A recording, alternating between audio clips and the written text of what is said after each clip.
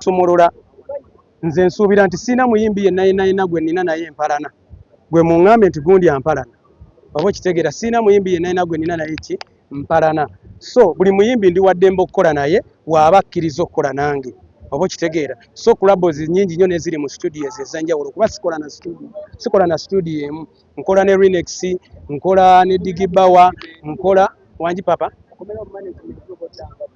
ani olwedde kati omanyi oba kitegeera wabula nkomawo okukolagana na mikwano gyange gye nali nkolagana najjo nkomawo okukolagana ne bazadde bange bwe mwali musuubira nti twayawukana mu bubi okugulira bannamawulire tiketi bannamawulire buli we mututunuzamu bwe muti kamera mutunuulira ffe ontegeera bulungi buli we mututunuzamu bwe muti kamera mutunuulira ffe naye ate temutunuza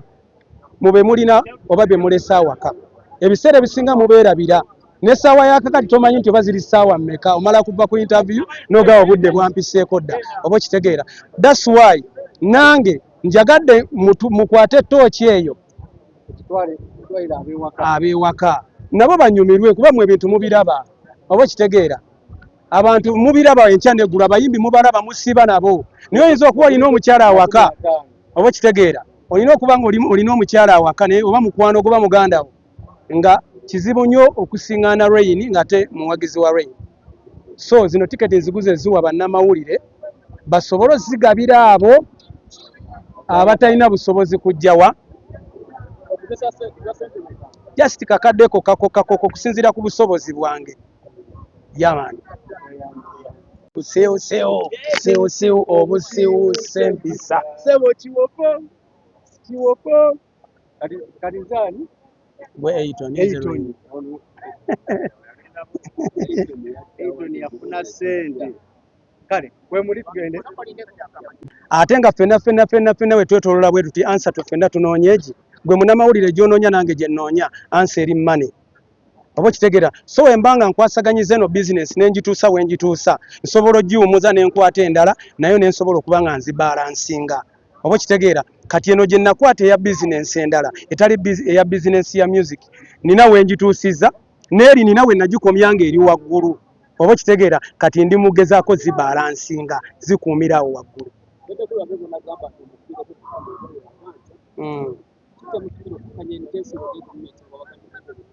Bebe Kuru nze ndi mwana wa waka wa munju era omuzadde yenna asobola okugamba nti nkubiraako oba tujja kwekubirako twogere ng'ayagala kumanya nsonga ki oba oli mu mbeera ki ebbanga lino lyonna lyobadde obuze oba kitegeera so Bebe Kuru ekyo nkibagamba nti nze mbagambye musabire ekintu eki bamukululireko ku kaliba awangaale nnyo ekitasoboka akole ku likodi y'okuwangaala kuba wano mu Uganda nyiza n'obabuuza eyakyasinze okuwangaala yakoma ku myaka emeka 20-15 kati njagala Bebe Kuru akube ebibiri akole likodi ate nga kisoboka wali Katonda teri kigaana bwe wali osuubira nti oyinza okuddamu okundabako nga ndi bwenti namuyigirako bingi ate oyo omusajja atamumanyi yamuyita nti mubi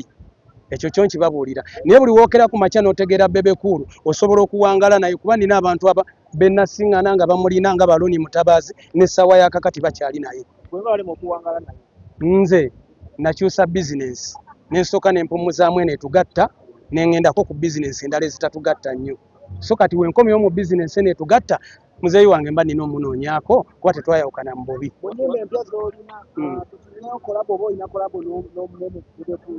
ennyimba empya ze nnina saagadde Suna ezeeko okulaba nga amunoonya ne waaba tali mu levo ze kati bantu bangi abeesiba ku bantu abatali mu levo zaabwe that's why twabagamba nti funa owuwo ove kuba abalala bayimbi bangi benyigira nnyo mu kulwanirako abayimbi abalala atugeze mu ntalo ezaaliwo twalaba mmwe mwalwanirangako Bebe Kuru ennaku zino ate be mwalwanirako ate be mulwanyisa sikitegedde kyo bajjogezaako kubuuza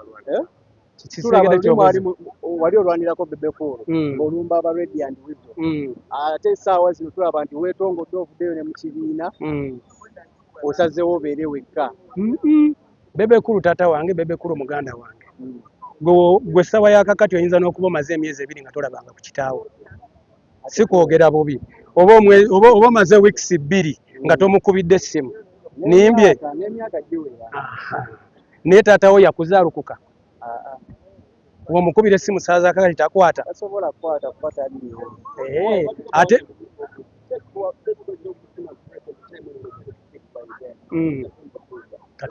kati gwe ekibuuzo ky'obuuziza kikulu nnyo.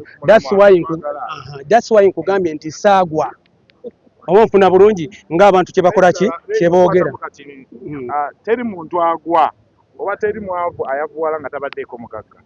Buli omu osobola kuba mugagga ne bagamba wayavuwala. So kati bwe agamba mugagga nti yali omwavu ndi ate yavuwala ddi. So ku lwange njagala tutunuulire omuyimbi yenna okujja n'avotola mulimba bameka abayimbye ne bateekamu ssente nga tebakubye, bameka abayimbye ne bate kampuni mmeka ezizze nga zitaddemu ssente ne zitakomawo. So ku lwange tutunuulire nnyo n'okuddako ekirungi nti oluyimba aluyina ennyimba zine z'abayitamu. Kati bw'aba agenda mu bizinesi nga tali bubi wanema abakuba musiiwuufu ababutagula wali tiketi wanimuzaamu kamera.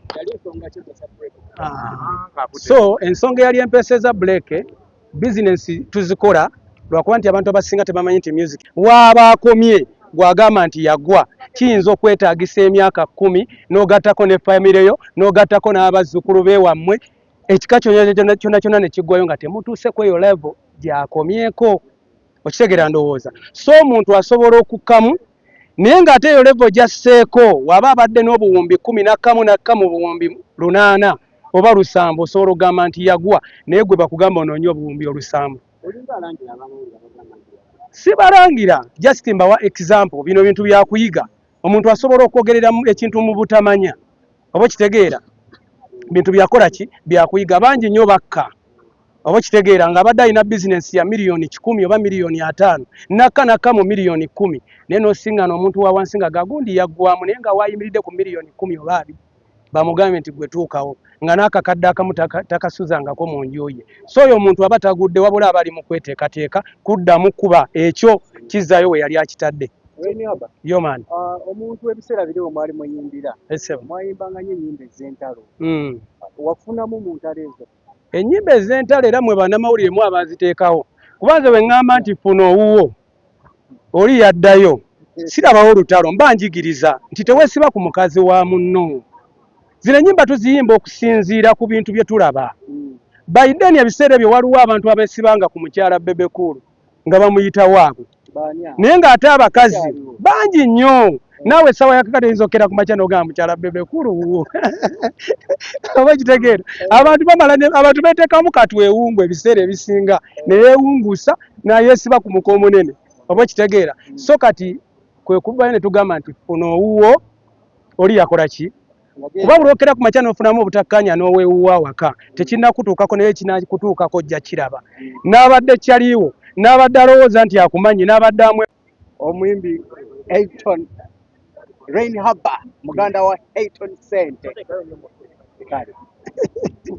yo zebampita kale papa nange ensanyuso basiŋŋaana bannamawulire bange abalungi bannamawulire bange abaatubeererawo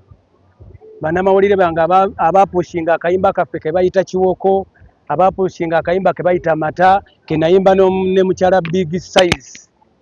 Bebe Cool Big Size muzeyi wange n'oyo Bebe Cool wakabi nnyo mwana mwenyumirizaamu ebintu bingi yandaga ebintu bingi nnyo n'okuba kyendi kati kuliko ettafali ya Bebe Cool ekyo nkibagamba taba kuba Bebe Cool osingana temwani tunuzaamu kamera ziwera 20. So mukulu oyo muwa ekitiibwa sina kyamaanyi nnyo kye nnyinza muwa okuleka omusabira Katonda amuwangaaze bamukululireko ku kaliba yamaani. Obudde buno bagameera ekyaliwo wandizeeyo n'ogyegattawo emuba bulungi eno nga bwe mwali edda lwaki tojiddamu n'ogyegattawo? Engeri gye nali mpumuddemuko kati ndi mu nteekateeka za komawo kuddamu kuba ku bandongo kuba sigwanga. Manyi mulina eŋŋombe egamba nti omuntu bw'aba abuzeemu aba agudde oba kitegeera. So sigwanga eyo yayogera nti yagwa ogundi wagwa oyo gwe njagala tuyimirireko naye ku stage yemu andaga okugwa kwange we kuli nga tuyimbira audience naye waabanga tasobola amanye nti talisobola era tajja tuuka ku eyo level ze gye natuukako. Omanyi bino ebintu ennaku zino nayingiramu lu bizinensi lungi. Omusajja ono kambawe example ya Amis Kigundu. Amis Kigundu ku bintu byakoze ne byatukoledde wano mu Uganda. Sawa yakakati teri muntu amanyi bugagga Miss Kigundu bwayimiriddeko. Naye senga akera ku makya n'aseereramuuko ne waba aseereddeko